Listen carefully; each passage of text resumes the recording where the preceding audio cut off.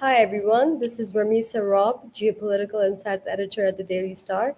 Thank you so much for joining today's episode on the Iran US Israel war. Just to catch you up on recent developments, it's rapidly developing. Iran has picked a new leader who's Khamenei's son, and Washington and Trump has responded by saying that whoever Iran picks without their approval is not going to last very long. Now, what does he mean by all of this? We don't really know, but we might be able to get some answers from understanding a bit more of intelligence and the role of spyware and technology and the role of this in this war specifically. So joining me today is Mr. Ashir Shah. He's the director of a new think tank that he founded, for Governance and Security Initiative. So thank you so much, Mr. Ashir, for joining us today and for writing this insightful article on Militech. I wanted to start by asking you about the question you wrote in your article, which is that Khamenei Big Brother was watching you. What is the role of spyware in warfare today? Thank you. Thank you for the introduction, Ramisa, and for your valuable insights and the questions you presented. Big Brother NSO is watching you. And what do we mean by that? So in the modern warfare, spyware and intelligence plays a great role. So what is spyware? Spyware is a software device which can help intelligence units to gain access to citizens or individuals' devices. And from there, they can extract data. All right. Now, how does this exploit takes place? So it can either follow through a phishing email, which happens in most cases for less sophisticated spyware.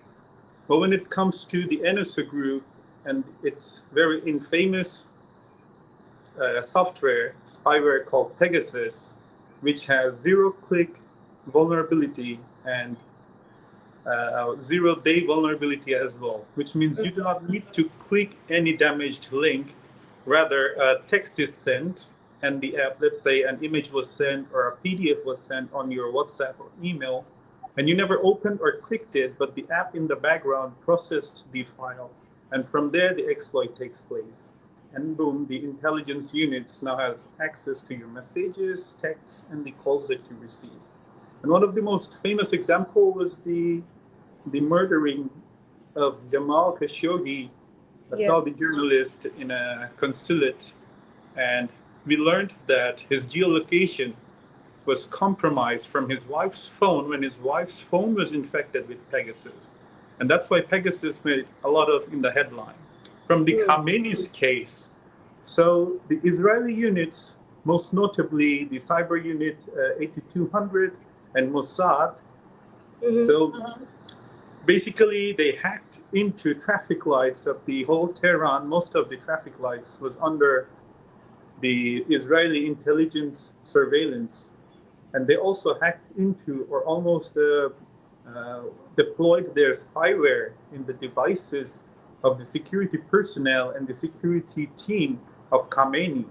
So through this, they acquired regular data, routines of how Khamenei was moving, his routine, his daily routine, where he used to go for meetings, who he used to meet, at what time and where.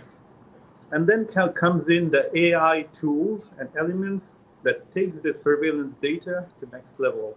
So when you ask the question, the Big Brother NSA is watching you, it means that all the devices, all the cameras, all the computers in Tehran around Khamenei was being surveilled by the Israeli forces by the usage of spyware and intelligence mechanisms. Right. So before I wanna thank you so much for your answer, and I have follow-up questions. But before we get into that, I want to understand a bit more of how this happens. The attacks happen on a politician's phone, or how I, as a journalist, or you as a researcher, a geopolitical researcher, when we're talking about geopolitics or politics on our phones, are we susceptible to these attacks? Sorry, what was your last word you used? Are we susceptible to attacks, or how can we be more aware of these attacks? Oh yes, we can be. First of all, from GSI, we do train people on cybersecurity and cyber health. So definitely, people working in this sort of line can take some training from GSI on our What do cyber you mean by behavior. cyber health? Cyber health means the behaviors that can really shift you from becoming a victim. For instance, not clicking on just any links, or not talking to anyone, or not just replying to a WhatsApp text. For instance, the Bikash one, which is very popular, it's something like, "Hello, Bikash থেকে নাহিদ বলছি, আপনার OTP-টা কি পেতে পারি?" So we should not fall for this sort of scams, or we should always be on a red alert, which means like zero trust. We need to Hmm. have zero trust in today's world when we're dealing with devices. Hmm. However, even after all this sort of security measures, which takes quite some sophisticated training, because we try to change behavior, not just awareness, not just training, but we make sure that your behavior changes and you react to things very differently after our Hmm. training. However, Hmm. as you have seen, when we are talking about spyware like Pegasus, which can literally just get into your device without any clicks, without you even opening the message, where they just send you a link, and once the background app, for instance, if I send you a photo on WhatsApp, even if Hmm. you don't open the message, or if you don't even open the image itself, it has been received in your app, right? In the WhatsApp. Hmm. The WhatsApp has already processed the data and has already previewed the data. And now it's just for you to open it and download it on your device. So the Okay. background processing that takes place, that's from where the exploit is deployed when we are talking about very highly advanced spyware like Pegasus. And with today's world, with the advancements in AI and automated and algorithms and large language modeling, processing models, the spywares are becoming more sophisticated and they're becoming very advanced. So I Yeah. think we really shift to. I have a book here, 1984, George Orwell, and we learned about thought police there. So I think security is a myth today, and it's hard for people like us, you, and other journalists, activists, politicians, to stay safe. Oh, that was you. I mean, all the precautionary measures we can take. I want to come to that as well. But before that, when we're talking about this war and the military, the role of technology in war, what further role do you see spyware playing in, let's say, the energy infrastructure and in Iranian oil facilities? So thank you for your question again. So when we're talking about facilities and factories, plants, so we get down to operational technology or industrial control systems. For instance, when you see a lift in a factory, there are buttons and devices. It's electronically operated, and it has its program set. So you press the switch and the lift goes up and down. And same happens with the other machineries we have in the factories. For instance, in a car factory, you see the car is no more painted by humans, but by automated machineries or machineries functioning through electronic devices. Same Hmm. happens in the oil fields. Same happens in the oil factories. So there are machineries that refine them, machineries that fill the buckets, fill the barrels, and those are automated. Humans do not always contribute to this sort of task. So these are all automated and functions by electricity. Hmm. So definitely during a full-fledged war, the Israeli cyber unit or the intelligence unit would want to hack into these automated systems, and from there disable them, cause problems, so that they don't function properly. And one of the greatest and most veteran example is Stuxnet, which got in through a USB and got into the nuclear power plant of Iran, Natanz, and it destroyed 1,000 centrifuges. So you see, these hacking systems, these worms and viruses, do have a very very physical impact, and we will soon see that in the oil factories, the oil terminals in Iran being attacked by those.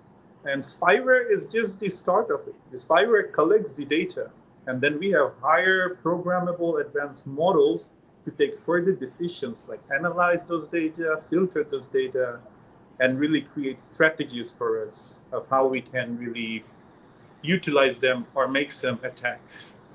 So, and about the role of AI, and there must be companies profiting from this. So, I want to come to Palantir and other AI, you know, who are the key players who are profiting from all of this deployment of technology in war?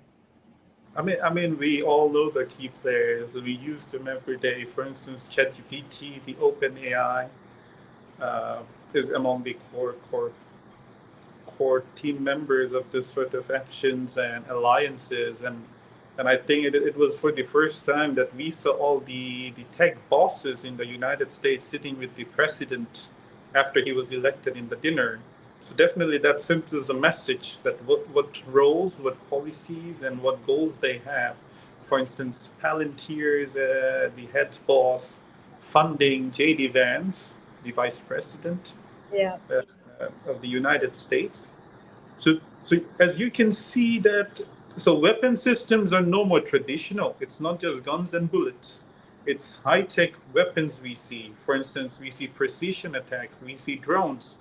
Iran has Shahed drones and the other drones we see from the Israeli side, from the US side. So if you talk about companies, there's OpenAI, there's Microsoft, there's Anduril, there's Palantir, and there's also NVIDIA Mm-hmm. supplying all the chips required for AI development. Mm-hmm. Uh, so they do have a great role because once the war takes place, the next generation of war, even an Iranian professor came on TV and mentioned that they have not taken out their highly advanced technological weapons yet, which shows us that we are pushing forward for a tech war, and we will be Mm-hmm. seeing highly advanced tech weapons.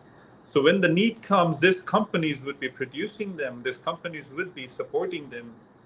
Actually, they're already supporting them in bulk data collection, processing, analyzing, from which precision attacks takes place and locations are discovered and targets are blocked. Can you give some examples of that? And for example, Palestine is said to be the testing ground of spyware and all these precision strikes. So I want to move on to precision strikes right now. And is Iran going to be another testing ground as well? Well, Palestine has set an example of being a testing ground for quite some Israeli innovations, and we have seen face detections, uh, assessing huge amount of bulk data of the Palestinian people, processing them, analyzing them, and then I think there was also a video that went viral on Facebook where a drone automatically identified a Palestinian target, a Palestinian citizen, and the Mm-hmm. attack was launched. So that is one of the core examples of what happened. I'm very sure that millions of such events and incidents has taken place, but we barely get to know about it because again, algorithms comes to play. Now, one thing that I see as a security analyst is that the US has pulled out of the Afghanistan, and Mm-hmm. Israel is facing quite a lot of backlashes from a lot of countries in Europe, a lot of pressure groups in the United States itself, and in international laws as well. So, in a way, they don't have that threat narrative existing anymore. So, Palestine doesn't fulfill the criteria of becoming a threat, which I think Iran can very well replace. And if Iran has this counter technological advanced weapons, then I think it becomes quite a full ground to launch such a high tech war, in which we can even at times term as militech war. We see the technology industry coming in and forming alliance with the military industry and the defense industry. So we see quite a triangular collaboration here. Mm-hmm. And from your research, does Iran possess the type of things, physical AI that you talked about in your piece as well? And what about China and Russia? Because of when we were talking about geopolitics, we talk about the alliances that they also have. Russia's already sent intel to Iran. So, what is in their stockpile for technology? Well, in terms of the alliances, two countries you mentioned, China and Russia. So Russia has this non-commercial state-owned company called Rostec, and they work on military developments, advancements, and spyware and intelligence. Mhm. And that is what we see, that Russia, being an ally of Iran, supporting and supplying intelligence to the country. In terms of China, we have seen that the Shahed drone, often used by the Iranian forces, has certain components which were manufactured by China. And if you know already, China is the next on the big run towards physical AI and AI-powered and automated or algorithmic weaponry. So Mm. definitely, we will see a lot of funding, a lot of support from these two countries towards Iran, and new phase we will see the stock load for Iran as well, undoubtedly, undoubtedly. And so, do you see this war dragging out because of the profits that's also made to the consulting industry? For example, the big four. Well, the consultancy industry exists to regulate the development of AI. And Mm. European Union is the hub of the regulations that we see today, starting from the EU's GDPR, General Data Protection Regulation, and the famous EU AI Act. So these two acts go hand in hand and often trying to regulate the development of AI, and which Washington or I would say the Silicon Valley, since in the United States, the technology policy is often shaped by the Silicon Valley and not the other way around, which happens in Brussels, in the European Union. The Brussels takes the policy decisions. So we see a tug of war between the Brussels and the Silicon Valley, one trying to really develop and take forward the AI development, and the other always trying to stop it, drag it down, and regulate it in a trustworthy and ethical manner. So the consultancy industry exists to regulate them, but then again, it does make a lot of profits with all its consultancy works and services that it provides to other companies that use AI, and in Mm. to making ensure that they are using it in an ethical and trustworthy manner. But there's a lot of gray space in between because the data collected for AI tools are often not very ethical or trustworthy. So there is a gray zone. There is a gray zone. So, I mean, aren't also consulting, isn't also the consulting industry the one that is threatened by the rise of AI? And would they be, would they be advising these firms like Lockheed and all of these defense contractors as well right now to use precision strikes? Yeah, yes. Well, that's defense consultancy, and what we are talking about is ensuring security consultancy. So two are different sort of Okay. Yeah, consultancy let's that go. we're Yeah. seeing. The big four really works in consulting for other firms and companies, and how they can uh, let's say, follow up with EU regulations like the GDPR and the EU Act, because these regulations come with hefty fines if not. I'm running short of the word in English. If not complied, sorry, if not complied properly with this act, then hefty fines are imposed by the EU. As a result, firms go to these consultancy firms, the big four you mentioned, so that they can properly comply and they can avoid the fines. In the EU, there is fines if you have a cyber attack, if your user data is leaked, you will be fined. So it really protects the users. However, the businesses really face a lot of complications. But then again, good things take time. But it's a little controversial. Do It's you think debatable. It's debatable. do you think the United States needs United States as well, and just in general international laws need protection against militech warfare? Well, international law exists. U.S. Yep. laws exist as well. What is the international law that can stop Palantir and that can stop Microsoft from providing all of this? Well, international, it should fall under the international humanitarian laws by default, as we have seen in war cases. But then again, at the UN level, there has been a lot of tries. There are multiple ad hoc groups. There are multiple collaborations, alliances in the UN level that are trying to deal with AI-powered weapons. They're wanting to ban it.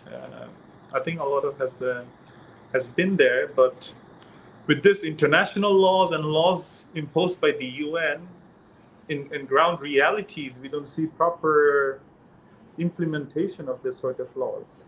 Mm. And I think there's endless cases which I do not require to tell my audience. My audience can have access to the internet and can easily gain where international law has failed, where the UN has failed.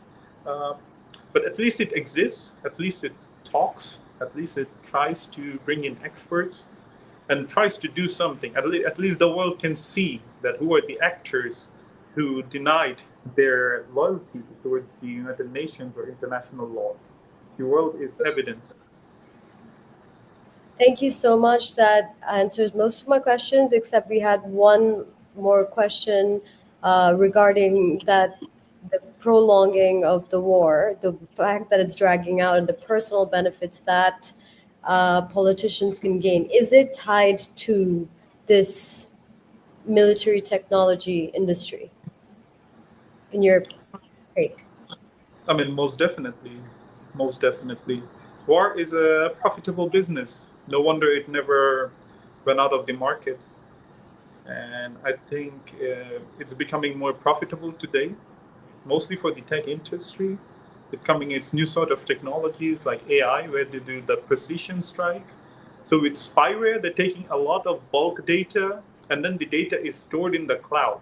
For instance, where Microsoft comes in with its Azure cloud platforms and satellite services. And Mm-hmm. from there, the data is filtered and made into a proper data file. That is where it comes in the OpenAI and chatbots. Claude, the military wanted to use Claude, but Claude is taking the Pentagon What to the court. what is Uh, Claude? Just Claude for is the a AI chatbot model similar to ChatGPT, and they were supposed to be giving services to the Pentagon for military objectives and operations, but they never signed up for it. However, OpenAI went for a very hasty signing agreement with the Pentagon for its chatbot to be used for military purposes.